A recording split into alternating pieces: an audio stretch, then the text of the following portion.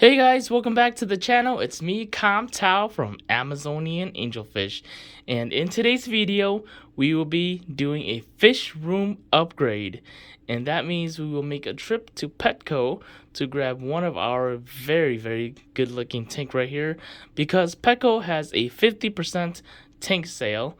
That's right, whatever they have offer on here is for 50% off, and we are eyeing a fish tank here, the 60 breeder Aquarium tank right here, and they have two in stock, and this originally goes for $199, so 50% off, that is $100. We grabbed both of them here and we will be heading back home.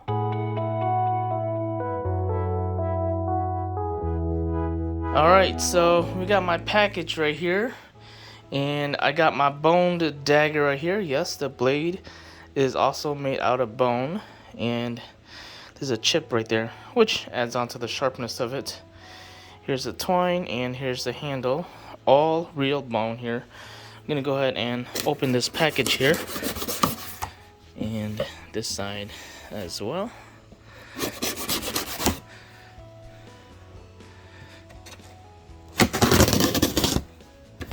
Alright, let's see what I got. So I got this deal here off Amazon, and Amazonian Angelfish ordering products off of Amazon. Yeah, I got the Fluval M200. These guys were, they had a pretty good deal on the Prime Day. I've tried many heater brands in the past, and the Fluval seems to work best for me, just because Fluval is a very reliable brand. And so far these heater hasn't died or cracked or burst on me or anything like that. And they also look nice in the aquarium as well. I barely see them because they have the reflective technology here. And for my fish room, I also run sponge filters. There was a deal on Amazon for the Amazon Prime Day. I ordered these large sponge filters. These are the Aquaneat brand, and this is what I use for my fish room here. The whole package was $20, so pretty much $5 a piece. You can't beat that. It's an all new sponge filter. I have mixed feelings about buying used sponge filters in the market, just because I feel like it's buying used underwears. It's kind of gross. Even though it's seeded and everything, I'd rather just take my time with these guys and just slowly get the process going with the cycle and everything. So I prefer that way too, and also it doesn't contain maybe like hidden bugs or pathogens or anything like that. So yeah, this is the package deal that I went with. I also got the Aquaneat. This is a air pump, and I actually never opened it. I like the Aquaneat brand because it's affordable and the quality is pretty good. I like their lights as well. I tried their lights, and it's the only kind of light that I'm willing to buy as well. So I am a big fan of Aquaneat. I'm not sponsored by them or anything. This is kind of like a product review. I never tried this this air pump before. I have mixed feelings about having one central air pump in the fish room. Yes, it only requires one cord just to stick into the wall for electricity. However, I'm not sure about the amount of electricity that it uses to pump the air. I think I'd rather have multiple air pumps going on, and if one decides to break down, I can always just replace the one air pump. And this one supplies 4 line right here to go to 4 different sponge filters over here. So this is the decision that I made, that I went with. I wanted to try out the Aquaneat air pump just because the sponge filter quality is pretty good, and the light is pretty good in terms of quality.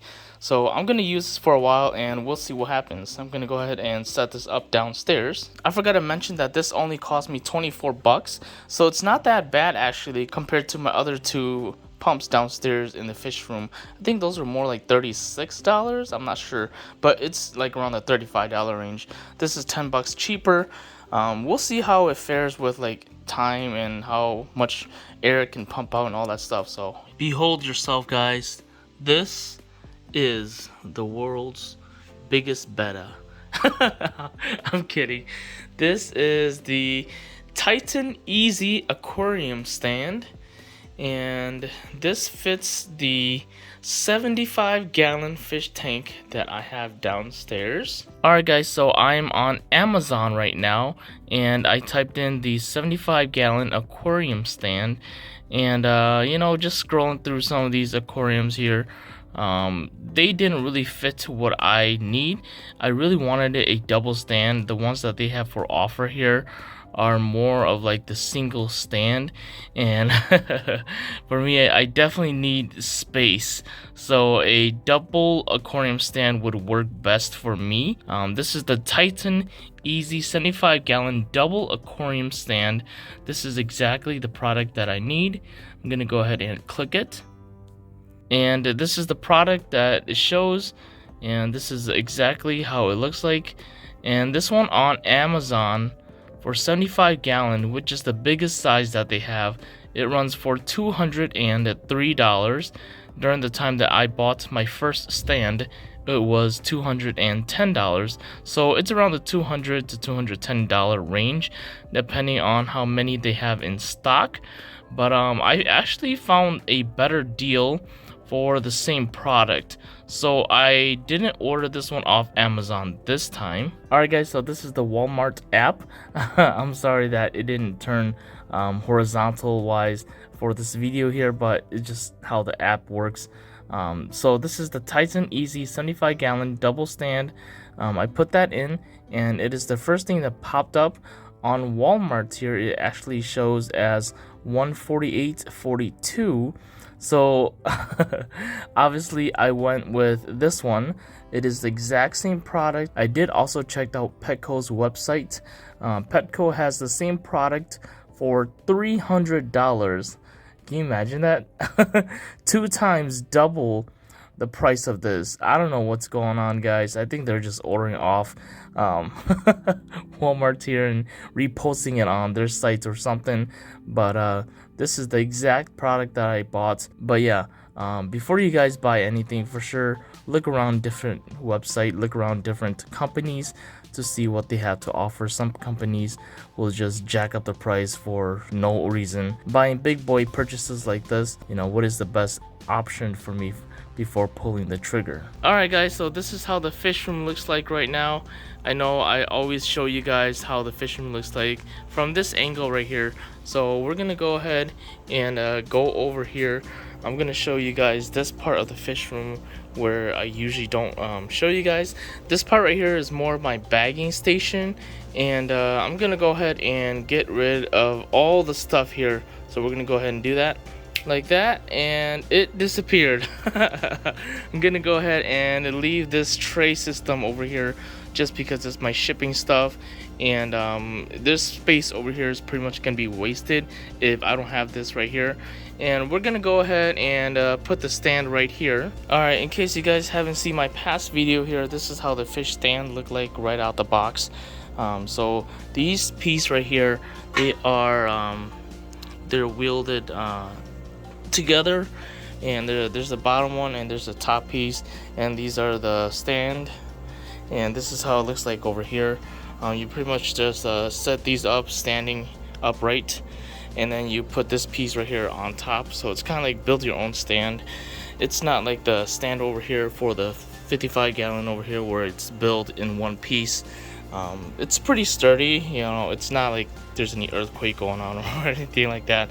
So at first I was initially kind of scared to see like the structural, like it's not good or anything like that, but it is pretty good, and it does move a little bit if you're trying to like move it, but other than that, it's pretty strong and sturdy.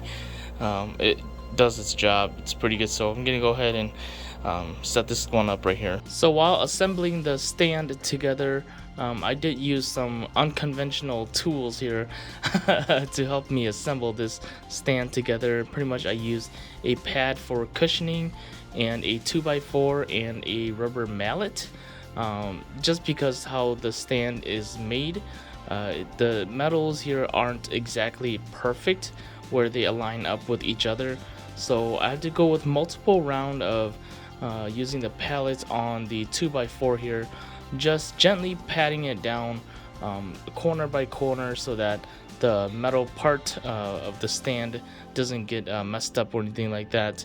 And you know, that's just something that has to be done so that the stand doesn't get messed up. The pad protects the hammering and the scratches going on from the 2x4, so that's definitely something that you want to do and use if you're going to go with this setup right here. Alright, so whenever setting any type of stand up, what you want to do is make sure that it is leveled. One thing that I do have to mention is that this thing right here, the stand, the way it's built the way it's built, and also how the floor is built as well. Even if the stand is built straight or properly, the floor isn't flat. No matter where you are, the floor will never be flat. It can be as flat as it possibly can, but sometimes, you know, it's not achievable. And sometimes they do trying to build the stand right here as straight as they possibly can as well. However, because it is metal and the way that it is welded together, it's not straight, so the metals are a little bit bent. And what you want to do on your part is to go ahead and get some of these quarters right here. So I use quarter because it's a material that's very easy to work with. It's very thin and it's very unbendable, pretty much indestructible. This one's kind of messed up, but you just want to grab some quarters here and use these as shimmies on the floor right here. So I'll just throw like 2 or 3 down here like that, and I'll get 2 or 3 over here because on this side over here is where it moves. I'm gonna go ahead and grab the newer quarters, so I'm gonna grab 3 over here and put it at this corner over here.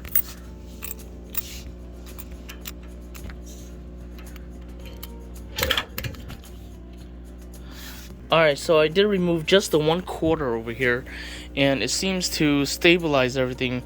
This whole tank right here is not moving anymore. It's pretty stable.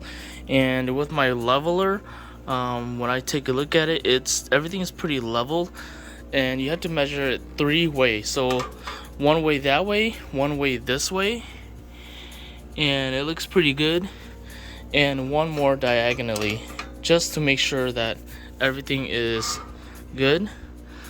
And diagonally it looks pretty good. So that's the magic number for this particular setup right here at this specific location right here. Just 2 quarters over here and 3 quarters over there. See, there's like a very slight gap over there and very slight gap over here. These 2 over here are pretty good, how the stand is built and how the floor is. So you want to do your best of leveling these things right here.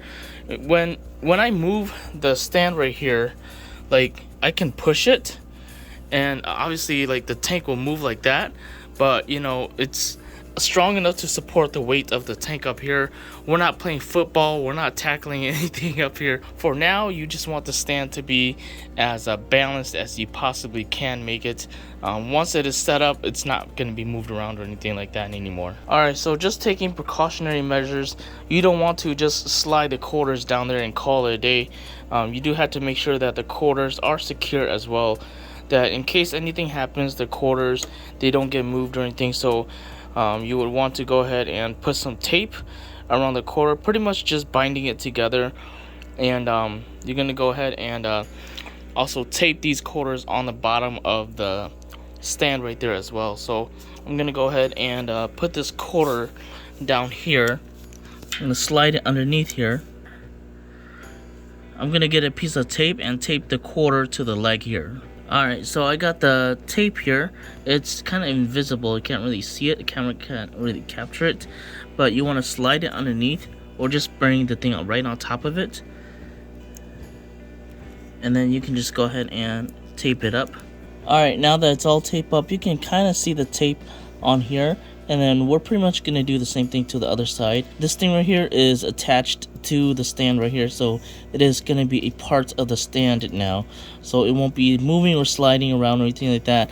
I don't have to worry about anything getting underneath and pushing the quarter out or anything like that. Everything is pretty stable. Alright, so this is the stand right now, and while messing with like the legs and the quarters and everything over here and over here, I did move it to its final position, and notice that this leg over here needed 2 more quarters. So this one has 3 quarters, 2 quarters, and 2 quarters, and now it's pretty stable. This is the final position of it. I wanted it to line up with the vinyl right here so that the tank here is parallel with the lines right here. So yeah, right now it's pretty good. Right now it's not moving at all, and I'm gonna go ahead and put the 60-gallon tank right on top of here like that, and it is on top of the stand right here. We're gonna go ahead and take these stickers right here off of it, and usually for the most part it comes off pretty good. One thing that I do have to mention that I do see other people do is that if there's any residue on here, they scrape it off with a scraper or with a razor blade. Normally I don't do that. I just stick this back on here and just peel it off like that. And normally the sticky stuff that is on the back right here is sticky enough to peel off whatever residue that it's on here. So I just do that a couple times, and the tank here should be pretty clean already. Alright, now having this tank right here, you don't want to go ahead and just throw water in here and throw fish in here. There's a lot of factory dust and a lot of factory chemicals and everything. Like, look at that, that's like disgusting. So there's like factory dust all over this tank, inside and outside. So you would want to go ahead and clean it out and everything first before throwing fish in here. And I'm gonna show you guys my process. Usually for big tanks like this, it's kind of hard to wash the entire tank, mainly because it's like all glass and it's heavy. And for like smaller tanks, you can just flip the tank upside down and all the water will be like out of the tank. But in this situation, because it's such a large tank, I'm unable to do that, and I'm gonna go ahead and show you my process of how to clean this tank right here. Alright, so I start off with just putting water into the fish tank here. My source of water is from the faucet. Using the Python here, it's easiest for me. If you don't have the Python, you can just use a bucket, pour some water in there, and after that go ahead and put a bucket in there. You'll need a sponge. What I found useful is that if I use a used sponge that's not for like dishwashing or anything like that, but just a sponge, a general sponge that you use in the aquarium, and it has the ability to absorb water, I suggest you use that sponge compared to what I'm using, which is a brand new sponge. You know, it's just like when you're washing dishes, the newer sponge isn't able to absorb as much water compared to a older sponge. And during this process, I pretty much just wipe down all the sides and wipe down the interior of the tank down and everything. And when you're reaching the last step right here, you can just absorb as much water as you can with the sponge here and put it back into the bucket. Alright guys, so when you're almost out of water here and you're last mopping up your last couple of droplets of water, there will be a thin layer of dust and fine, you know, sediments and everything, and you pretty much just want to sweep them to an area, and you scoop it up with your sponge here, and you pretty much just do like that, get the fine stuff on here, and then rinse your sponge off in here. And that does it for this area over here. So this area over here is pretty clean. I'm gonna go ahead and move this over here, and it pretty much do the same thing on this side as well, where you scrub each and every single corner and you sweep it so that there's no fine sediments settling anywhere within this tank here. And that's it for cleanup wise. It's very clean and efficient. This whole tank has been washed and drained, and all it takes is just a 5-gallon bucket here. So this should be easy for me to move out of this fish tank right here. I can just use the Python and drain out the water, or I can just lift it up and over the tank right here and onto the floor here and throw it away. But this is the method that I use, and it worked every time. It's much better than putting the tank outside and flipping it and doing all that stuff.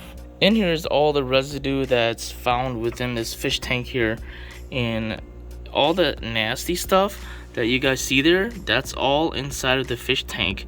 And if you guys don't clean it, this stuff will go into the fish's gill and everything. And you know, yes, you do water change, but it's better to start off clean, to start off fresh with at least contaminants as possible.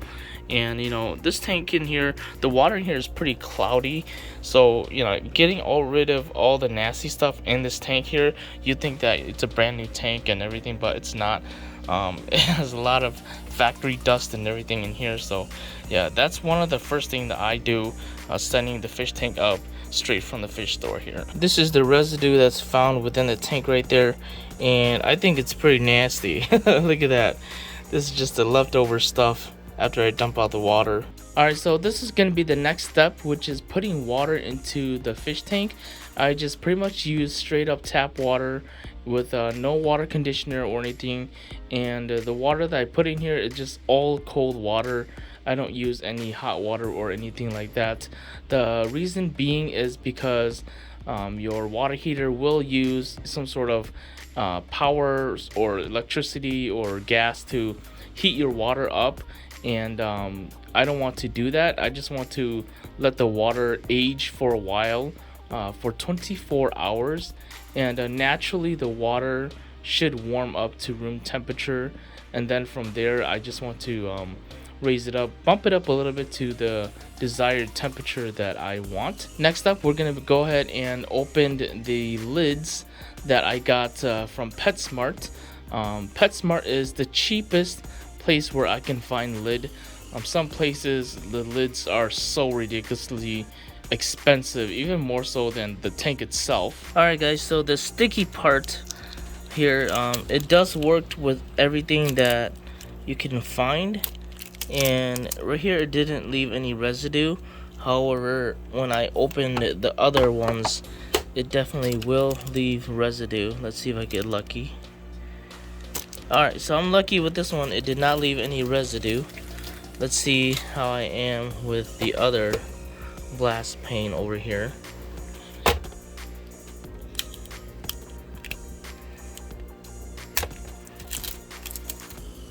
Alright, so it left a little bit of the residue right here. So I'm gonna go ahead and just get rid of this one over here first.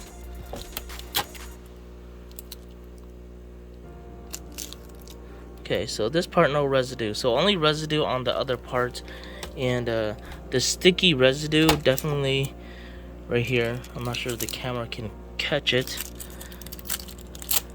The sticky part definitely would get rid of all the sticky stuff that is on the glass here. So now it's completely gone. So this trick works with any kind of sticky stuff. Just use the sticky part of the tape to get rid of the other sticky parts that is attached onto the glass here. And it's just not with glass, it's with any surface like cabinets or anything like that. This trick works for it. With anything that you have, always wash it before putting into, you know, the fish tank or anything like that. Eventually the water will splash onto this lid and flush out any particles that is on this lid into the aquarium, and I don't want that to happen. And of course you also want to wash out all of your sponge filter for any fine dust particles or anything like that. You know, you're making a new fish tank here, and you want to have the best start with the least possible particles going into there.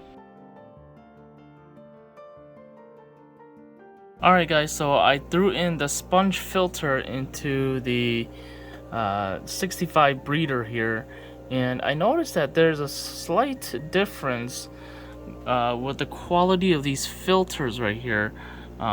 Definitely Aqua did something to their design, and I'm not a big fan of it. Like, these are the original ones, and I like them. They work, and they work wonders. And notice the bubble here, it's very nice and fine, tiny dainty little bubbles. Over here they're more like big, like gushing bubbles. It's not doing a good job of the suctioning of the water with these big bubbles like that. It's not as efficient with the filtration. So I went ahead and did a little modification onto the filter here. Notice that this one right here has more of the fine bubbles, but still not enough, you know. Not as good as these over here where they have a lot of fine little bubbles. Even like that one too has a lot of fine bubbles. But I guess the little modification is better than nothing. So I'm gonna go ahead and change out this one here. I'm gonna show you guys exactly what I did for the modification. Alright, so I pulled out the sponge filter, and this is pretty much how the skeleton of the sponge filter looks like. This part right here that's missing is the sponge, which I'm not gonna showcase that part. So pretty much what I did is that I removed this part right here and set this part aside. This part can also be broken down to two part right here, so I'm just gonna put this part aside, and then I'm gonna work on this part right here. This part can also be broken down as well, and this part specifically, the center piece right here, this is the part where you need to modify it. So what I do is that I get a knife and I pretty much just cut the grooves right here, if it would focus. Cut the grooves right here, pretty much the little pieces that is attached to the circle. So I go ahead and cut those pieces with the knife here. Alright, so I made the cuttings, and this is how it looks like. I can just go ahead and push it out, but there's still some pieces that are attached. I think it's that piece right there. Yep, now it's pretty loose. And get that piece right there. There you go, now it's out. So now that it is out, I'm going to go ahead and get rid of, just put this piece aside. This piece will still connect to the other piece fine. This is the piece that I want to work with, so I'm just going to cut a little bit of the piece, probably like that much off. This is the piece that I'm going to use to attach the air stone to. And I'm going to go ahead and cut it with a knife right here.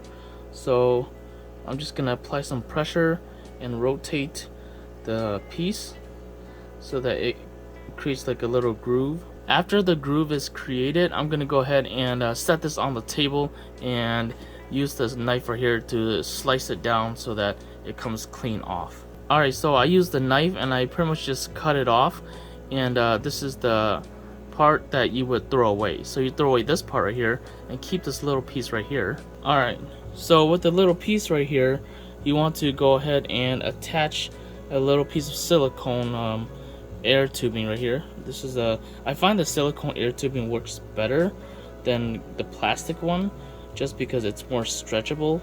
And I got myself an air stone right here too. What I would do is that because this air stone is too big, I'm gonna go ahead and cut this part off right here as well. Alright, now that I got this piece cut off, I'm gonna go ahead and attach these two right here.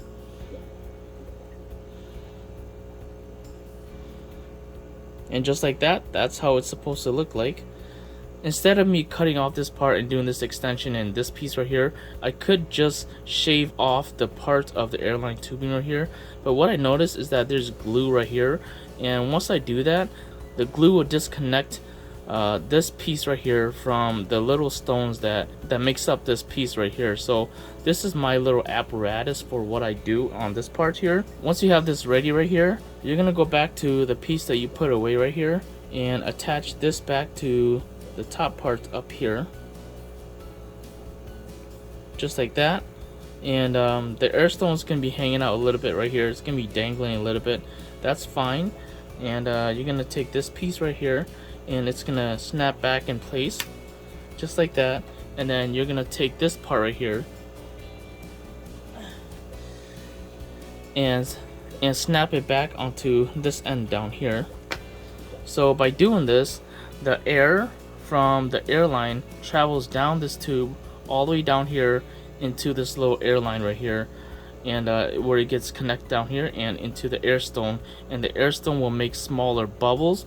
Some sponge filters, I believe the original ones had it like this. I don't know why they changed up their design. Maybe it's for cheaper, so that they can go cheaper, because these air stone will cost money to make as well. And I guess the market is pretty saturated with these things, so they wanted to make it as cheap as possible. So I guess they changed up their design, but I'm gonna revert back to their original design. And I kind of wish that they just kept their original design. It just works better. I don't have to do all this work. But for now, this is what I did. And let's see how it looks like in the 60 breeder. Again, this is how it looks like. This is the one that is on the left that needs to be adjusted. And over here is the one on the right side, which is already corrected.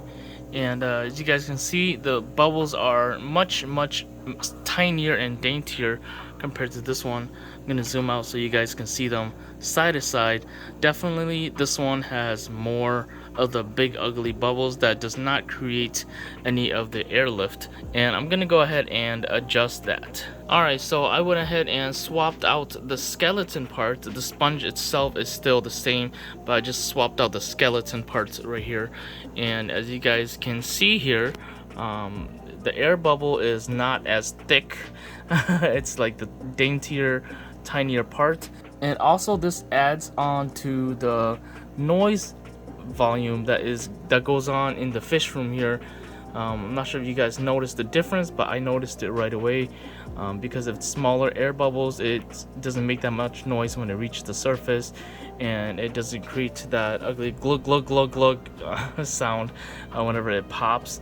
So I like this much better. I'm gonna go ahead and modify the other two sponge filters as well. It's a little bit of work, but I think it's worth it in the end so that the fish room is not so loud and annoying. And also at the same time, the air tube lift is working as efficient as it possibly can. Alright guys, so I think it's time for us to put a background on this tank here. And while on our trip to Westminster, California to see all the fish store that is located there, we did buy a background specifically for this tank here. So without further ado, let's go ahead and put the background on. And it looks like this. And I'm gonna go ahead and show you guys how the other side here looks like, and comment down below what you guys think right now. Alright, here is the other side. Alright, and this is how it looks like. Not sure how I feel about this one. This one has like the tree trunk. It's not as colorful, kind of dark. This is pretty much gonna be the view how we're gonna see it from in the future videos if I keep it like this. I have a feeling I might like the other one better, but comment down below to see which one of the two you guys like. Pretty much I just flipped this one around, and this design was on the back of it. I honestly don't think I like this one, guys, but let me know what you guys think about the other one. Looks kind of like childish, but I think I like the more vibrant color. Alright guys, I had to bring this video to a closing here. Unfortunately, the fish room is always a ongoing project, and I will give you guys another update of what's gonna happen in the fish room in my next video here. So I appreciate you guys staying with me all the way to the very end here. It really does mean a lot to me. If you guys do like my video, go ahead and press that like button. It helps me with the YouTube algorithm. And if you guys do like my content and aren't already subscribed, go ahead and subscribe. I know I always say that I specialize in raising and breeding the angelfish.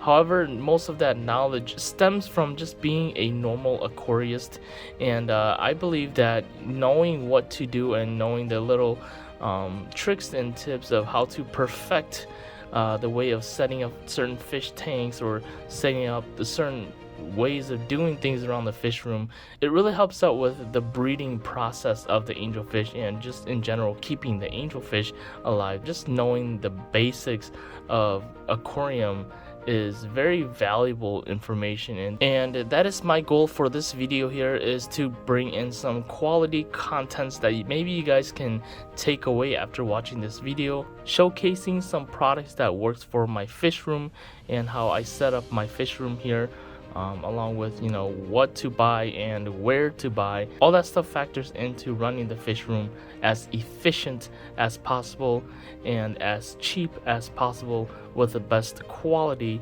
that you can provide for the fish room. So those are my goals for my fish room here, and also at the same time to make the fish room look good and clean. I'll see you guys on the next one.